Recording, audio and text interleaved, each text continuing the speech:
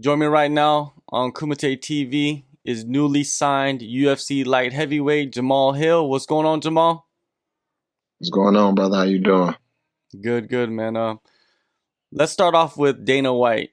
Before he gave you that contract, he started his speech about you with like, he's only got 5 fights. This kid can work on his game.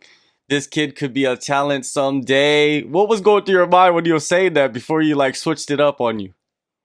Man, I'm just thinking like, oh snap, man, oh no, oh no. Yeah, it's pretty much what was going through my mind at the time. Like, I wasn't feeling what he was saying at first, because like my record, yeah, like my record is like, it says I only got like I'm 6-0 or whatever, but I've been fighting for a long time. Like I've been fighting since like 2010. I just went pro late. I had a long amateur career, so.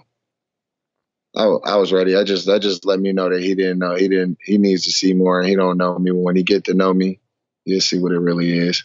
Moving on, with your career with the UFC, is the mindset like you have to make up for lost time since you have been fighting for so long, but you started your career late? Nah, not really. Well, like in a way, you know what I mean? I guess, I'm just eager to get going and everything like that, but I don't feel like I need to make up for anything. I feel like I just got to keep progressing and doing the things that I've been doing. And because the things that I've been doing at work has got me to where I wanted to be, where I hoped and dreamed to be at, someday. So I'm here now, and all I got to do is just keep it going, keep putting in the work. When you received your contract with the UFC at the Contender Series, did you ever think that you would be fighting in China a month later? Was that even in your on the radar for you? Nah, to be honest, no. I was thinking more so like I probably would have. I knew they've been throwing the contender series guys on pretty quickly. I was thinking maybe September, October, November, something like that. But nah, I didn't think it'd be a month later. Definitely didn't think that. But when they got the call, I'm ready. You have to fly across the world to fight. There's some challenges to that, of course.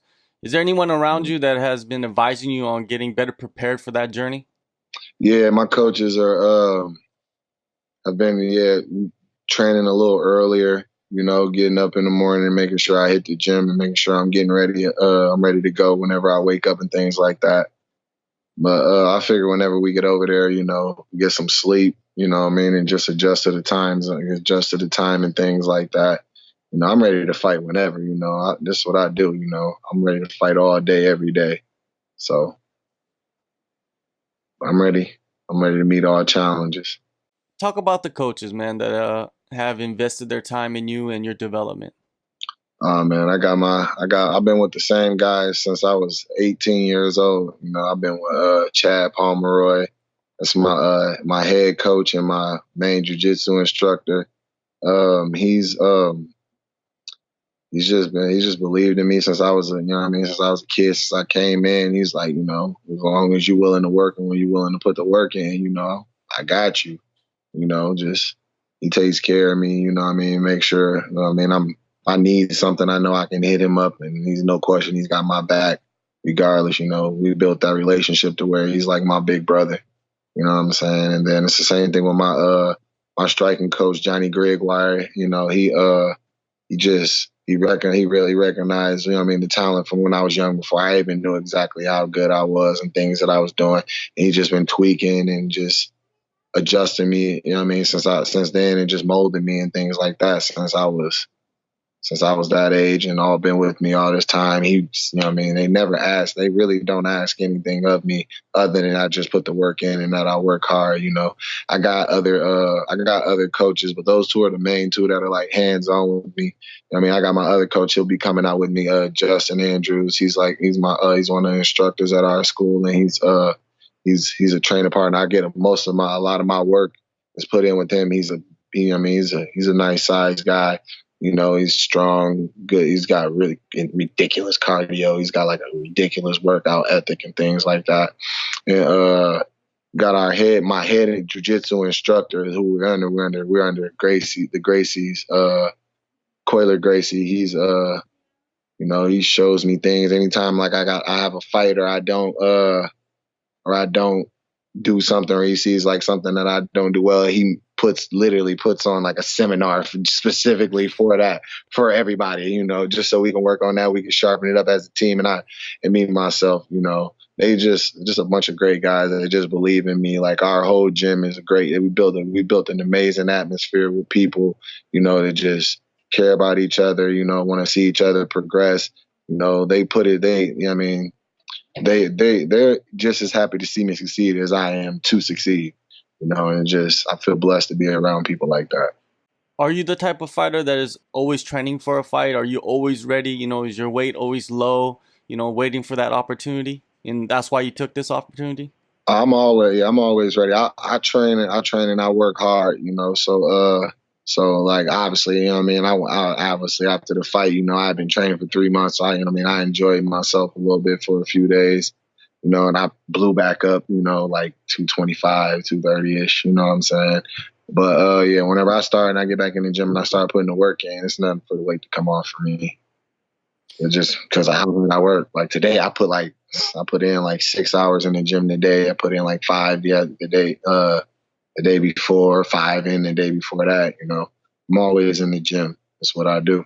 When you do get into camp, do you just extend your hours of training, or what other adjustments are you making? No, that's how I train. Just game plan. Just work. We work on our game plan and things that we think we might see in a fight, and then just sharpening. Just sharpening. We always working on sharpening this or sharpening that. We seen some things in the last fight that I need to sharpen, and we've been working on those. We studied my opponent. I mean, and we working on that.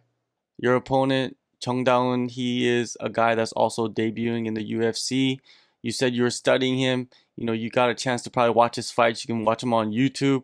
What is your assessment of the game that he has? He's a good fighter. He's tough. He comes forward. He likes to bang. He's a scrappy guy. Which I like. He likes to stand up. I've seen him with some takedowns. I've seen him mix it up and everything like that. So our way of game planning is very unique and very effective. You know what I'm saying? So we just gonna break his game down and we're gonna implement what we feel like we can implement to control and dominate the fight. That's what we do. We dominate, regardless of who it is. What are some clear advantages you see going into this matchup? Like it just, no one can deny it. My athleticism, I feel I'm more athletic than he is. I think we're about the same size. Like really close to about the same size. Um, but yeah, I feel like my athleticism is definitely something that I have over him. I don't want to give away too much, Yeah. talk too much into detail about it or about what we're looking at, but just I'm a very well-rounded fighter. Whatever openings are there, I'm going to exploit them. You are part of the new wave of the light heavyweight division. You got guys that are a little bit ahead of you, like Johnny Walker, Ratchik, Reyes, those guys. What separates you, from those guys? I feel like it's my fight IQ and just the things that I can do. A lot of the things that I can do for my size are not normal. I'm able to adapt on the fly. Just see things and turn and use them and exploit them. Like I said, like whenever I'm very calm, cool, and collect. I don't get worried. I don't get nervous. I don't panic. None of that. And I just think that those things all just play well for me. And I have the ability to just get inside of people's heads. You're going to China, you take care of business. Is there anything that you would like to do in China? Is there anything you look forward to experiencing there? Man, I'm more focused in, locked in on getting this fight. I'm trying to come out and get this bonus. You know what I'm saying? Trying to get it. But yeah, we talked about going and maybe seeing some things. We definitely, it's a new place, a new world. We want to go out and see some things. I hear from everybody out here. I know some guys that have worked over there, some guys that had to live over there for a while. I hear it's a beautiful place. I like seeing new things. So yeah, we'll take in some of it while we're there. But not so much to where, you know, I mean, we it's a business trip. You know, we there to do a job. So that comes first. Growing up, did you, grow up on like Jackie Chan or Jet Li, a lot of these Chinese movie stars? Did Yeah. you watch a lot of their movies? Were you a fan of them? Oh yeah, all of that. You know, I used to love watching the Chinese films, kung fu and all of that. Like I'm pretty sure Jackie Chan's First Strike, that's like one of my favorite movies, like not just like Chinese movies. We talking like just like movies, period. You know what I mean? Like I loved watching Jackie. You know, Rush Hour definitely was my stuff because you know, growing up, Chris Tucker was one of my favorite comedians growing up. But like, yeah, man, I love the culture. I've met people that are from there. You know, I've worked jobs where, you know, like they were opening a factory over there, and some guys come over here. You know, they always kind. I mean, kind people, good hearts. You know, I have nothing bad to say about China whatsoever. Definitely, man. Maybe you might have to pick up a couple phrases for the post-fight interview, huh? Like what? I don't know, just anything, just like how if you go to another country, if you say like a couple words in their language, they eat it up. Uh, what's I know. I think I know. I might know how to say hi, and then I know how to say thank you in China. In Chinese, you know, shit, shit, you know, and what is it? What is it? Is it Nihama? That's how you say hi in Yeah, Chinese, right? Yeah, you know, maybe I I pick don't up on. know. You know, I always pick up on some things, you know, Yeah. maybe. Yeah, anything, man. Anything you say, they'll eat it up, man. I think any culture they like, when a foreigner will come in and speak their language. So, man, I'm excited for you to make your debut, man. You had a very exciting fight on the Contender Series, August 31st, UFC on ESPN Plus 15, Shenzhen, China. Thanks, Jamal, for your time, and good luck, man. Thank you, man. I appreciate you having me. At Lizard Licked Apparel, you know, and also my sponsor, Palermo Pizza, home of the 24-inch dish. These businesses, they've been with me since day one of my pro career. They supported me, taking care of me, made sure I had everything I need. You know, and I really appreciate them. You know, I feel like it would have been really hard to be in this position, the position that I'm in without them, as well as my coaches, my family, you know, and just my fans. You know, just it's all been amazing ever since even before the Contender Series. But you know, I mean, even since the Contender Series, I've been reached out to from people from all over the world that have appreciated. You know, what I mean, just appreciate the work that I put in, and you know, that's a great feeling, and I really, really do from the bottom of my heart. I appreciate that.